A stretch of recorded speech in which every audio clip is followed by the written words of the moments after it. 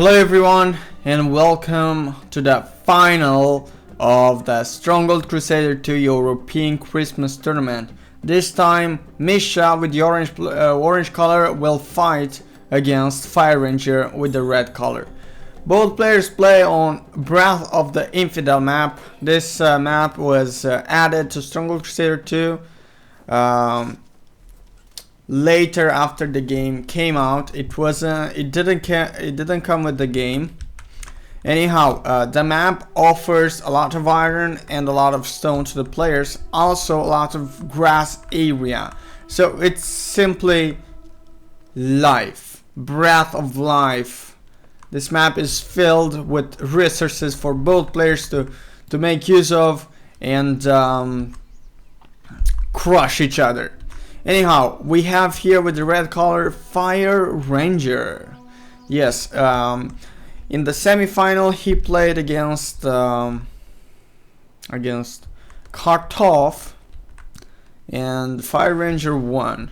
Of course, in the semi-finals the matches were way much more different than the other rounds. Why? Because the players had more resources from the start and also more peacetime.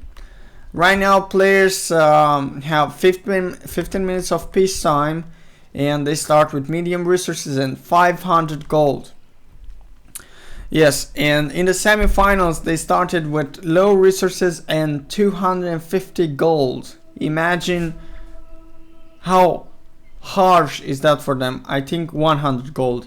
Yes, so it was a very rough start and they only had 10 minutes of peacetime, and in 10 minutes guys you cannot build a great economy with those starting resources. And because of that the players didn't offer us the experience of seeing them to build a castle or to defend a castle. They had to rush each other. It was like a let's say like a fight between animals with no rules. Yeah, maybe I exaggerated a little. anyhow guys, let's talk about the economy the players are using. We can see that Micha, the orange player, is going both for candle and ale production. He is slowly building these two productions at the same time, getting a little popularity from each service he provides to his people. Also we can see that he doesn't have as much wood camps as FireRanger. Now I would like to appreciate at FireRanger that he built the wood camps in between the stockpile and the woods. Micha did not build all his wood camps like this, although he has few, but he has other wood camps built too far from the stockpile. Anyhow guys, as I said, it doesn't matter how good is your economy.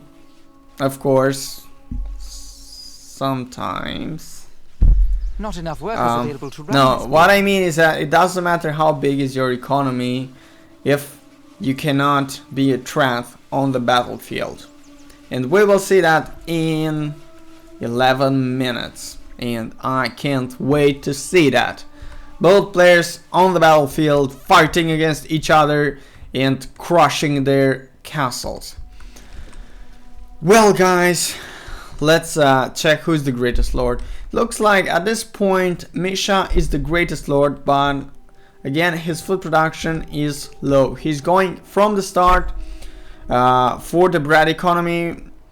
In the meantime we see that FireRanger goes with apple production. I don't know if this is just for the beginning to sustain his people until he gets his candle production up and running, and also he gets a lot of wood from his wood camps. We will see that, but I suppose at some point in this match he will change from Apple economy to bread economy, because the Apple economy cannot sustain too many people, and therefore the bread economy is a necessity rather than a luxury. Alright. The red player FireRanger did manage to build a church, and this means he provides church services to his peasants. Therefore he can ask for taxes, and he does that. We see that Micha is the greatest lord, only with 3 points difference between from FireRanger. Okay, this changed right now. Anyhow, Micha can't ask for taxes. His granary is empty, or at least almost empty, and he barely has any gold. But he's the greatest lord.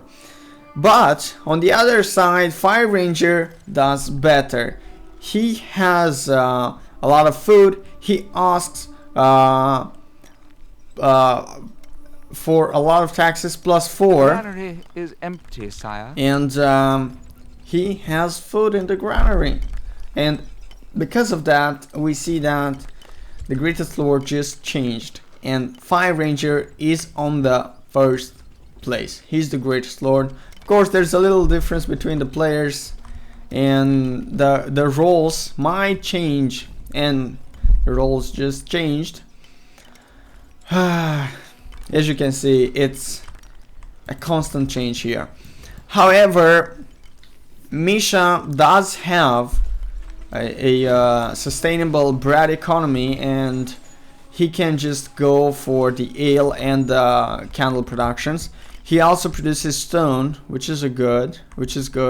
But we see FireRanger producing stone and iron at the same time. FireRanger already started to make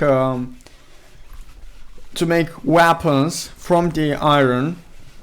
He's going for shields and crossbows. So he will basically make crossbowmen.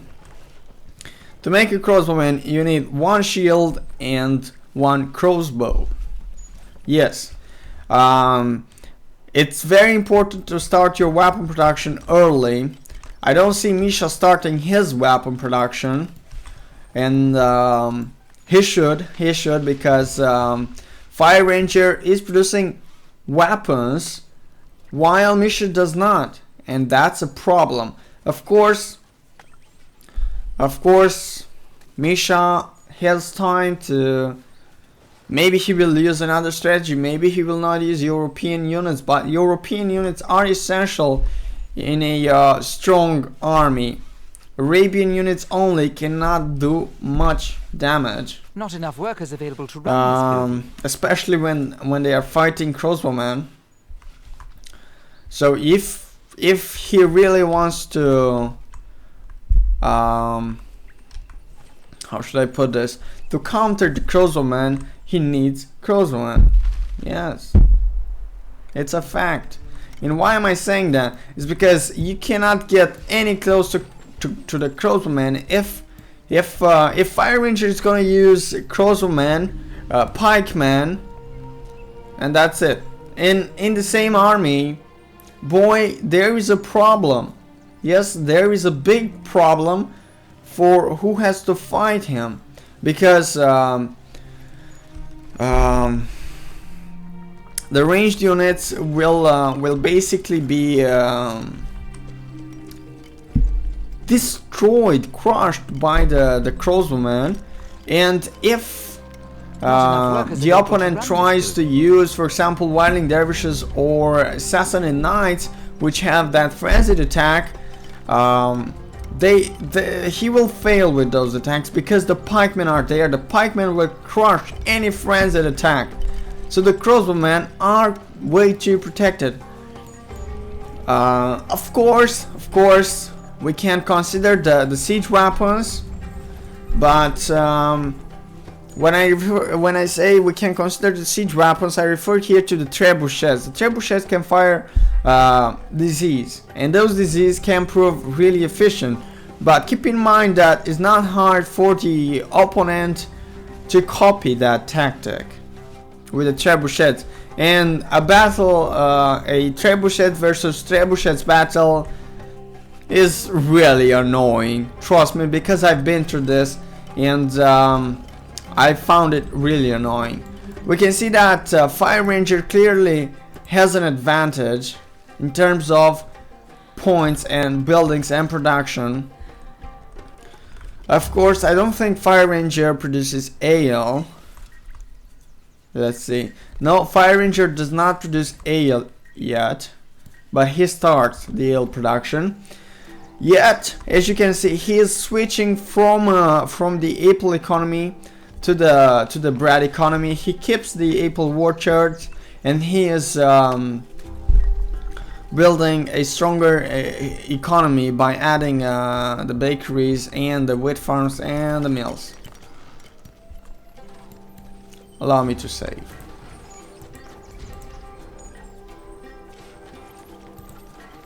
Overwrite saved game.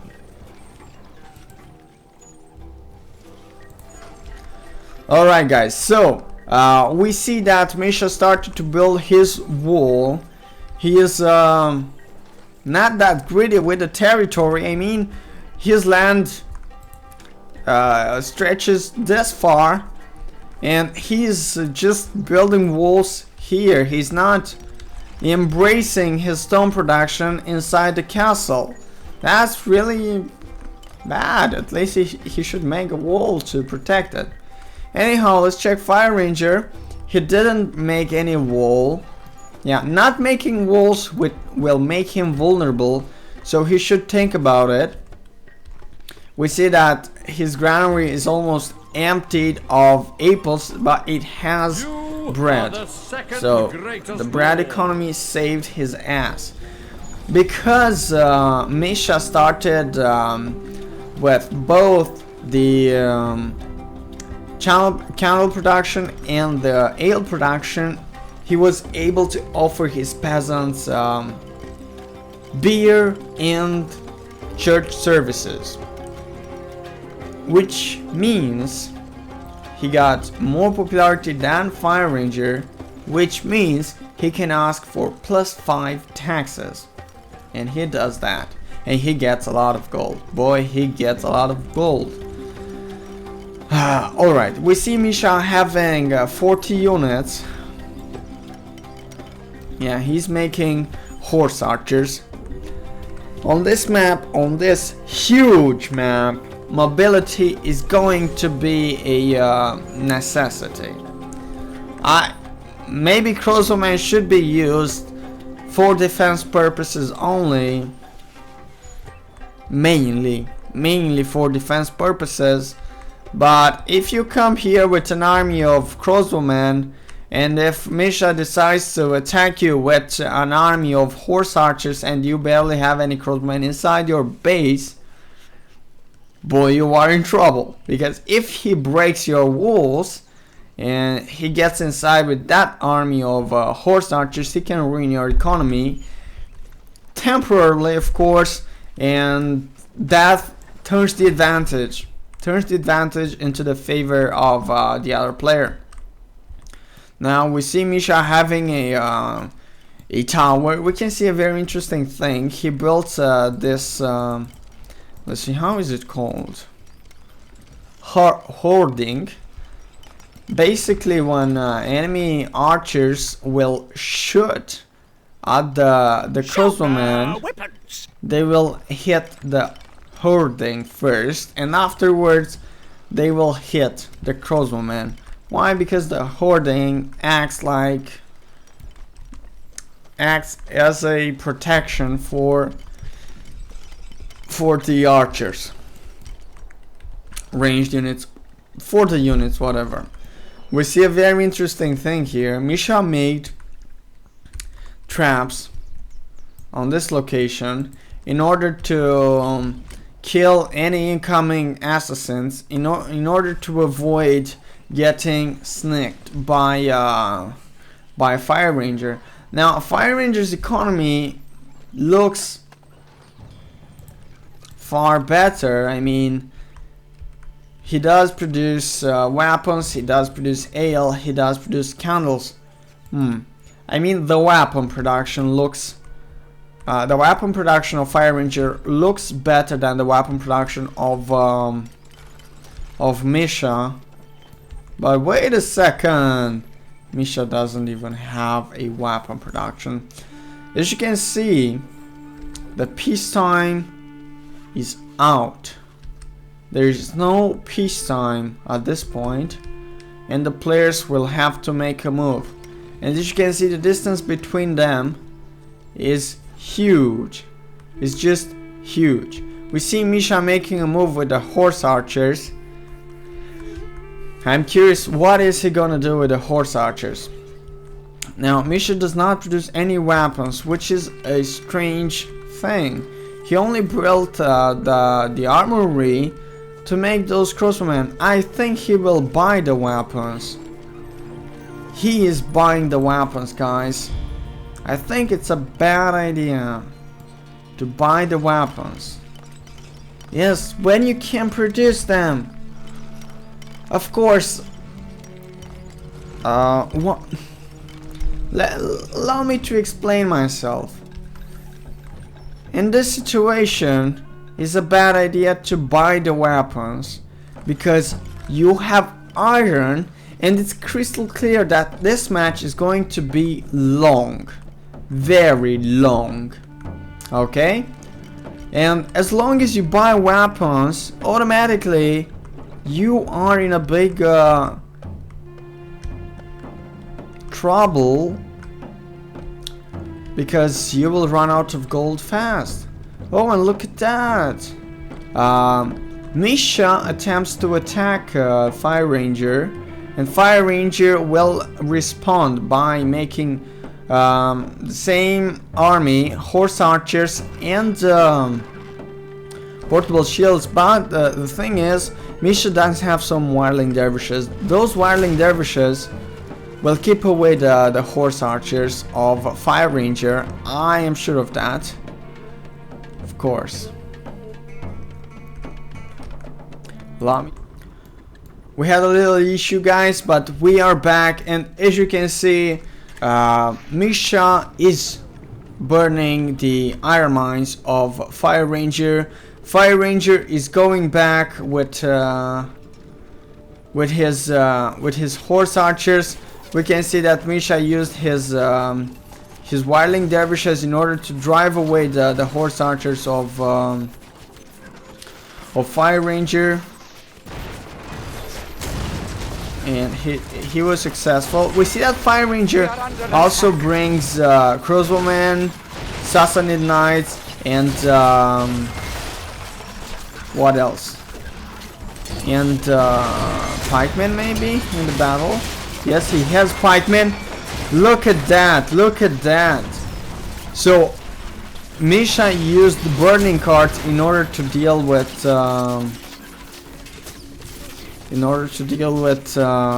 FireRanger. That's a very interesting move. Indeed, interesting. We see that Micha is controlling his. Micha really wants to burn the castle of FireRanger, and FireRanger knows that if this happens, he is ruined. So what's going on over there, guys? What's going on? It's a very tight battle here. All right, those pikemen didn't have a chance. Now we see that FireRanger is sending more units, more Sassanid knights to attack Micha, but Micha, it looks like, responds properly to this strat. Micha has his horse archers protected by portable shields or mantlets, as you wish, which okay, guys, so we see some really good tactics from Micha. Those crossbowmen did a good job against the horse archers of Micha. But now Micha will just have to go back because Crossman protected by portable shields is really bad. Oh, but look at that! Look at that! Micha is sending. Oh, Micha just lost. Micha just lost that little trick. He failed actually. He wanted to burn the crossbowman of FireRanger, but it looks like he didn't manage to. Now Micha brought some Wildling Dervishes.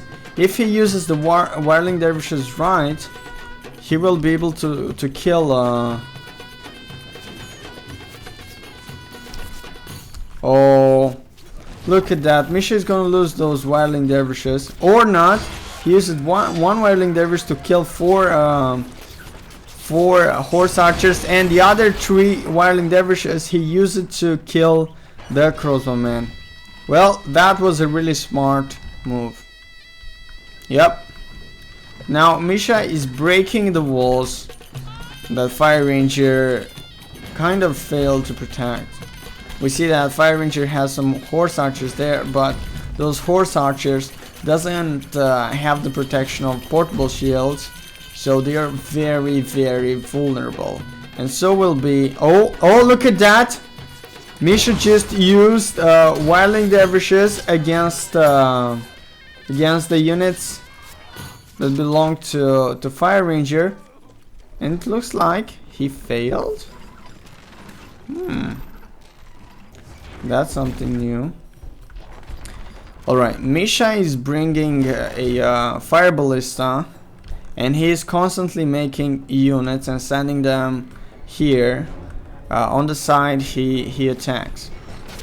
Now we see that Micha is having that fire ballista. He will attempt to burn FireRanger's castle, and it looks like he pretty much took control over it.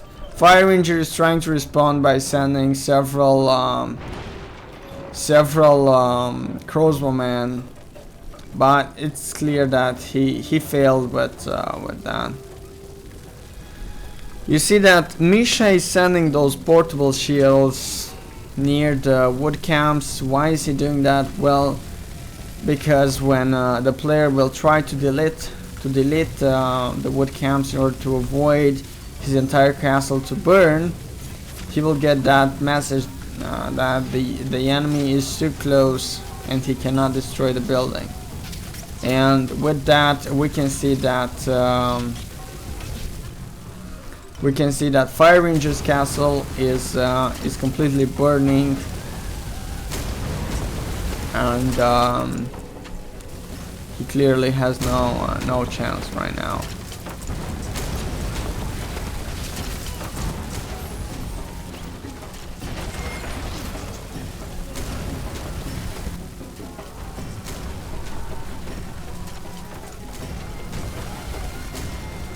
The entire castle of FireRanger is burning, and sadly, guys, I don't know if you feel it, but there is lag. There has been a patch this Friday, and it did more harm than good to the game.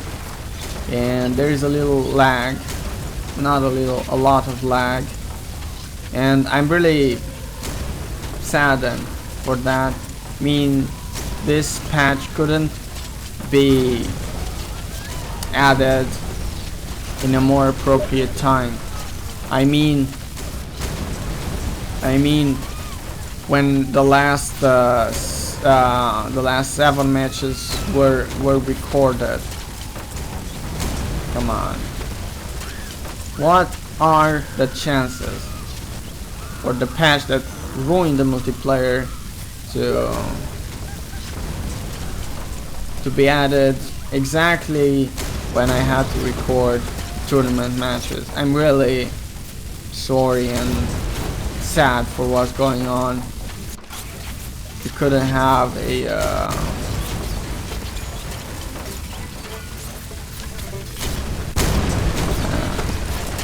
anymore. Yeah, so this is the final of Stronghold Crusader 2 European Christmas Tournament, guys. I hope that the participants in the Stronghold Crusader 2 European Christmas Tournament enjoyed it, and that's the most important thing. The previous rounds were better, meaning round 1, round 2, round 3 and round 4 were better, but of course this round is okay as well. Too bad there is lag. Could have been such a beautiful match, and only this way the tournament could have ended properly, but it didn't. None of the players in round 5, round 6 and round 7 being the final, couldn't play properly because of the last patch, which added lag. Nothing else, just lag. Now what is Micha going to do?